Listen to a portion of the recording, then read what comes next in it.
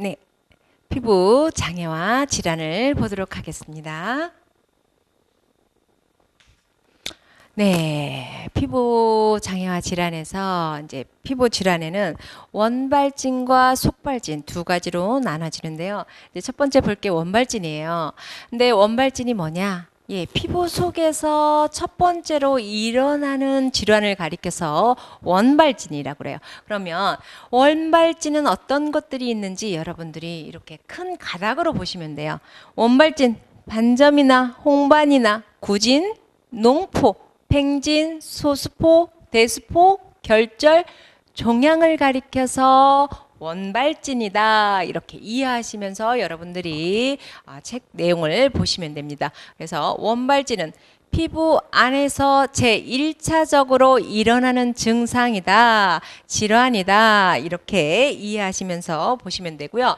그 다음에 속발진, 속발진은 뭐냐면 피부 안에서 원발진이 일어난 다음에 우리가 육안으로 볼 수 있는 증상을 가리켜서 속발진이라고 그래요. 그러면 속발진에는 어떤 것들이 있는지 보도록 하겠습니다. 미란, 찰상, 궤양, 인설, 가피, 균열, 반응 이렇게 해서 옆에 여러분들이 이해할 수 있게 이렇게 쫙 적어놨기 때문에 여러분들이 천천히 읽어보시면서 보시면 크게 무리가 없을 거라고 생각이 듭니다.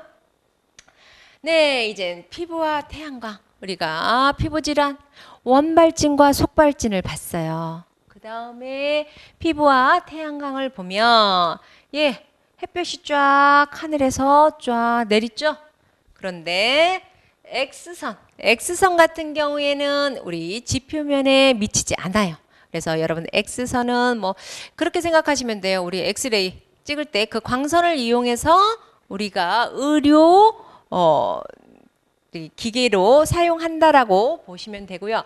그 다음에 이제 우리가 받게 되는 게 UVC부터인데 이 UVC 같은 자외선 같은 경우에는 얘는 UVC 같은 경우는 자외선에 속하는데 오존층에서 투과되지 않아요.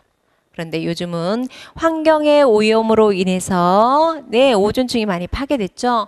그래서 이 UVC가 우리 지표면에 닿아서 우리 피부에서 어떤 문제를 일으키냐? 피부암을 유발하고 있어요. 그래서 환경이 오염되지 않도록 여러분들도 신경 써서 UVC에 노출되지 않도록 했으면 좋겠습니다.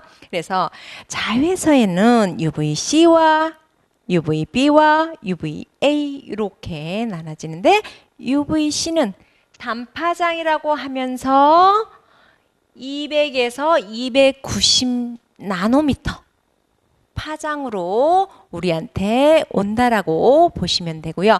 그런데 이 UVC 같은 경우에는 거의 우리 자외선 살균기라든지 그런 기기에 많이 사용되어진다라고 보시면 됩니다. 그 다음에 이제부터는 우리가 자외선을 받기 시작해요. 자외선 B. UVB를 받게 되는데 이게 레저 자외선이에요. 우리가 직접적으로 햇볕을 피부에 노출시켰을 때 받는 자외선이 UVB라고 보시면 돼요. 그것을 중파장이라고 하고요. 290에서 320 나노미터예요. 그 나노미터의 속도로 이렇게 온다라고 보시면 되고요. 그 다음에 장파장 UVA 얘는 생활 자외선이에요. 생활 자외선이라는 게 뭐냐면 지금 내가 실내 안에서 받는 자외선이 실내 자외선이에요.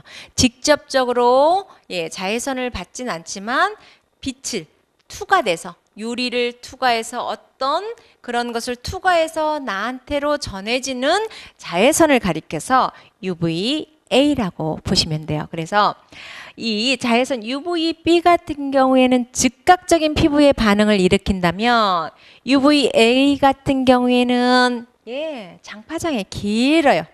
이 나노미터가 길기 때문에 320에서 400 나노미터인데 길어서 얘는 늦게 피부에 닿지만 깊이 들어가요. 진피층까지 들어가서 색소 침착을 유발하는 그런 원인이 될 수가 있습니다.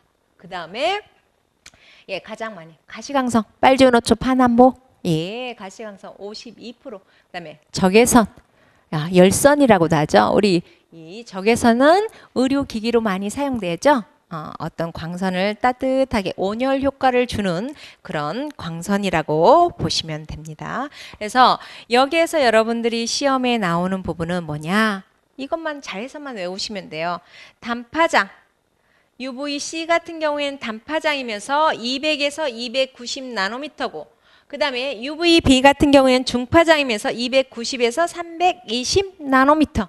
그 다음에 UVA는 장파장이면서 320에서 400 나노미터다까지만 여러분들이 이해하시면서 보시면 됩니다. 이제 자외선을 받았어. 자외선을 받았는데 피부는 자외선을 받게 되면요, 누가 올라와서 피부를 보호하게 되느냐? 멜라닌 세포가 올라와서 피부를 보호하게 되는 거예요. 그러면 이 자외선을 받았을 때 이 멜라닌 세포가 만들어지는 과정, 아니면 뭐 우리 몸에서부터 원래부터 멜라닌 세포는 만들어져야 돼요. 만들어져야만이 우리 피부색을 결정하고 피부를 보호하고 여러 가지 역할을 한다라고 보시면 됩니다. 그러면 이 멜라닌 세포가 만들어지는 과정을 한번 보도록 하겠습니다. 처음에 티로신이라는 물질이 만들어져요. 생성이 된단 말이야.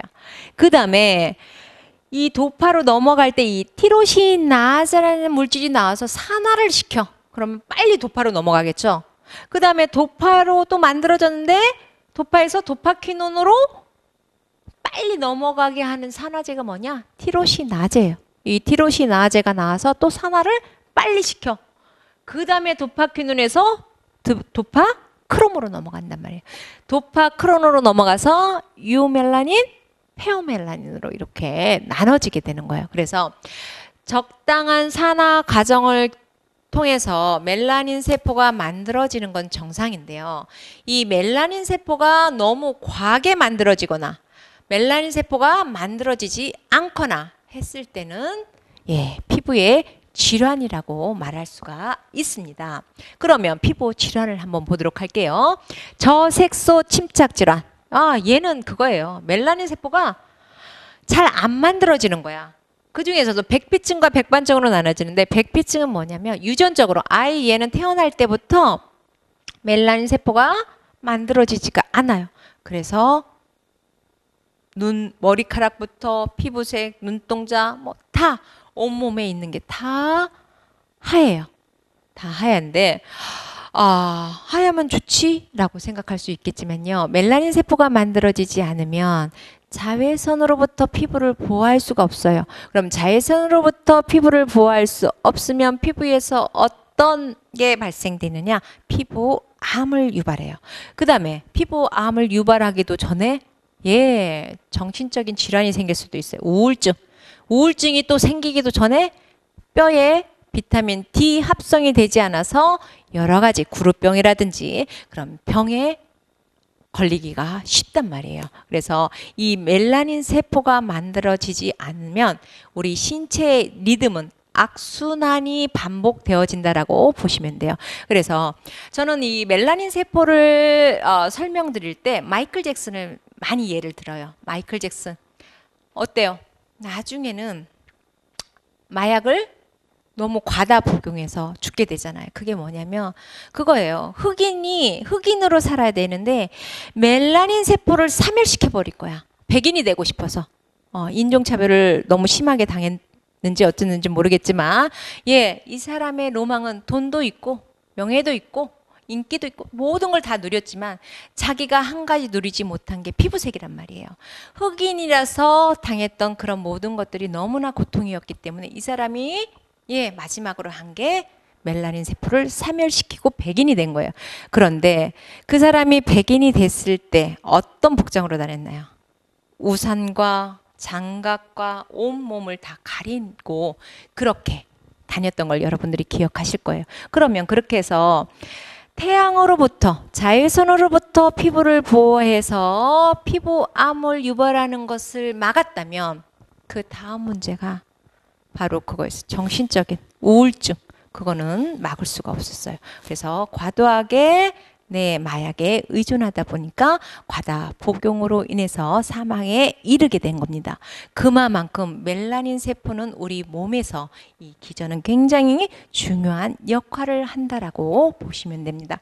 그 다음에 이제 백비증을 설명드렸어요. 그 다음에 백반증을 설명드리도록 할게요. 백반증은 뭐냐? 이건 후천적이야. 우리가 노화가 되면 멜라닌 세포가 잘 안 만들어져요.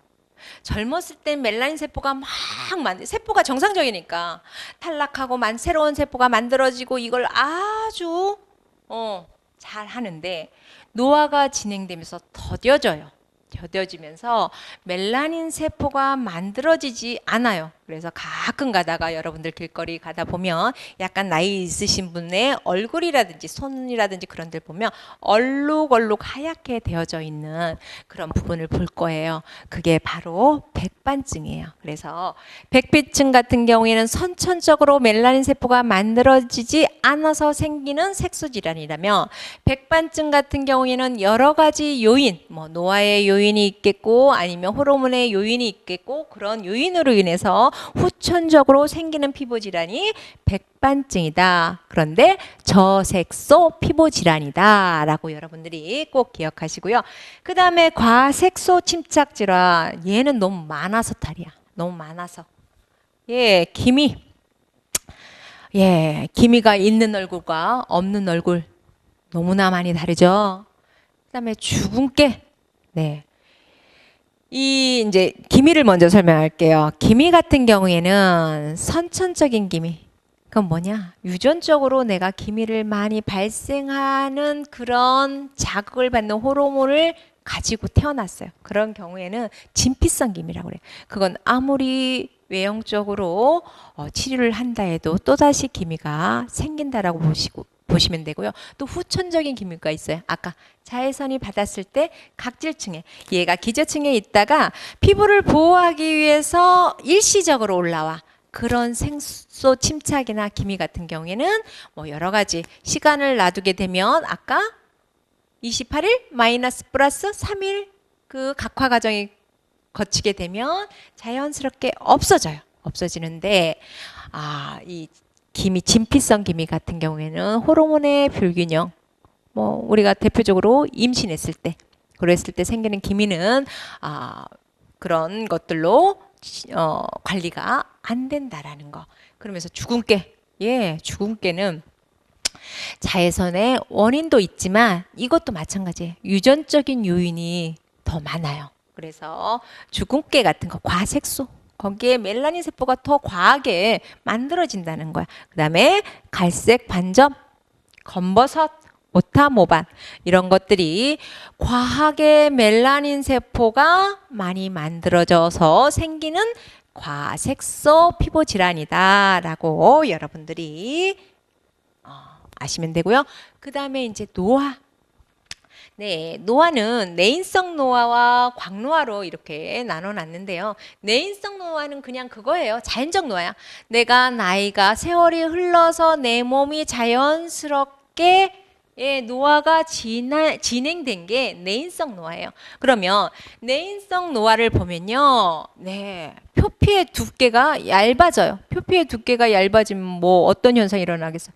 예민해져요. 그래서 나이가 드신 분들의 갱년기가 오면 얼굴이 볼겋게 되죠. 이렇게 피부의 두께가 얇아지고요. 그 다음에 각질 형성 세포의 크기가 커져. 그러면서 피부가 칙칙하고 또 두꺼울 때도 있어요. 그러니까 얇아지기도 하고 두꺼워지기도 해요.